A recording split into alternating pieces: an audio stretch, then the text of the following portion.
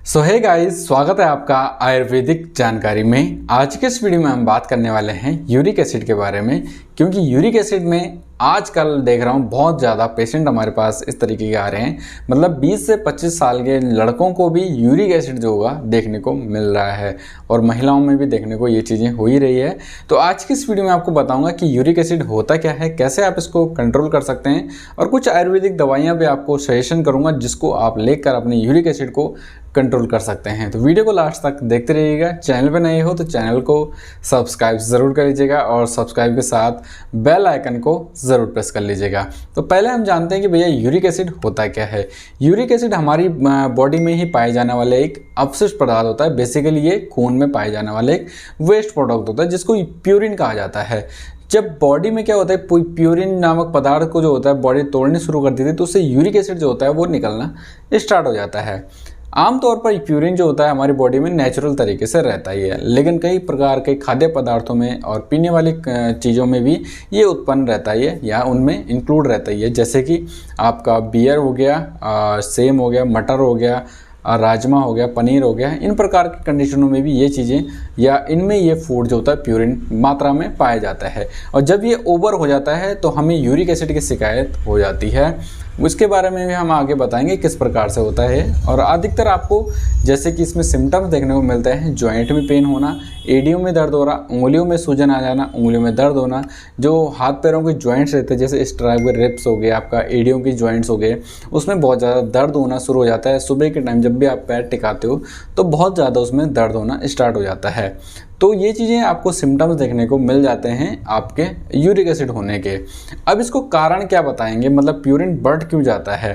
अधिकतर क्या होता है कि बॉडी में बनने वाला जो यूरिक एसिड होता है वो ब्लड में घुल जाता है, जो अधिकांश होता ही है, जो एक नेचुरल प्रोसेस होता है कि भैया बन रहा है और ब्लड उसको अपने अंदर घुल ले रहा है। लेकिन जब वो बहुत ज़्यादा जो होता है वो बढ़ जाता है, प्यूरिन की मात्रा नॉर्मल से अधिक हो जाती है, तो क्या होता है किडनी उसको अच्छे से फिल्टर नहीं कर पाती है और वो जमा होना शुरू हो जाता है और यूरिक एसिड जो होता है वो बढ़ने लग जाता है। बेसिकली किडनी हमारी बॉडी में जो होता है फिल्टर का काम करती है और जो इसमें जैसे कि आपका यूरिक एसिड जो होता है नॉर्मली जैसे बढ़ गया है, नॉर्मल निकल गया है, तो जो अच्छी चीज़ें हैं वो किडनी उसको फिल्टर करके अपने ब्लड में घुला देती है और बाकी किडनी के माध्यम से एक्स्ट्रा जो होता है वो बाहर निकल जाता है। लेकिन जब ओवर हो जाता है तो किडनी जो होती है उसको फिल्टर नहीं कर पाती, जिससे यूरिक एसिड जो होता है वो बनना शुरू हो जाता है। अब एक प्रकार से कहें ये किडनी में भी फंक्शन में भी प्रॉब्लम कर जाता है। तो ये कारण होता है इसको बढ़ने का और सिम्टम्स आपको ये देखने को मिल जाते हैं। अब इसकी बात करते हैं कि खाने में आपको क्या नहीं खाना है।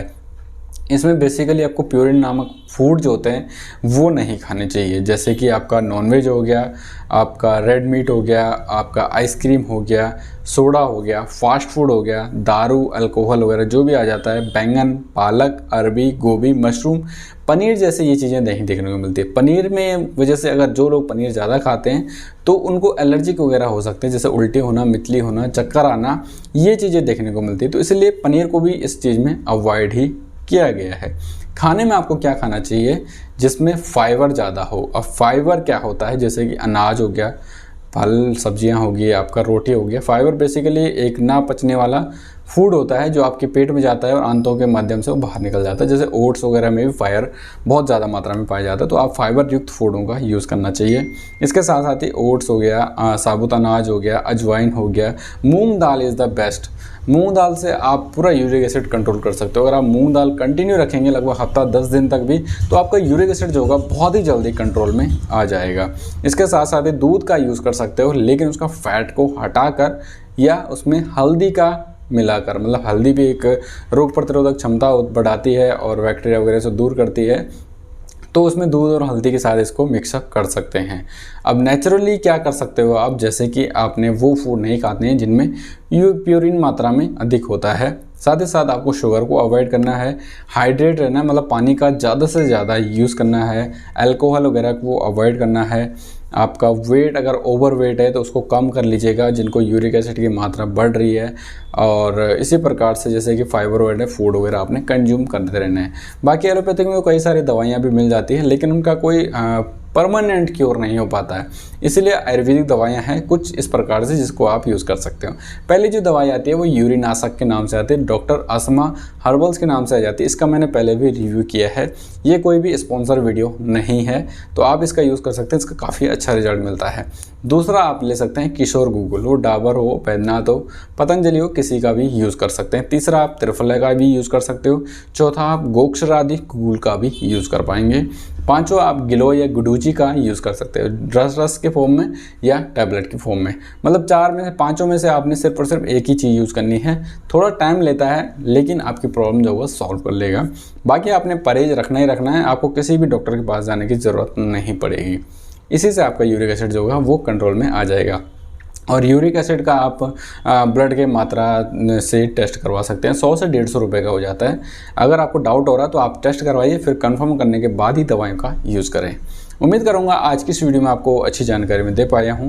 वीडियो पसंद आए तो वीडियो को लाइक ज़रूर करें। कुछ कमेंट्स करना चाहते हैं, कुछ पूछना चाहते हैं तो कमेंट बॉक्स में हमें ज़रूर पूछ सकते हैं। हमारा इंस्टाग्राम चैनल भी है आयुर्वेदिक जानकारी ऑफिशियली के नाम से, और फेसबुक पे भी हम एक्टिव हैं, पेज हमारा बना रखा है। अब वहाँ पर भी हमें डायरेक्टली DM कर सकते हैं।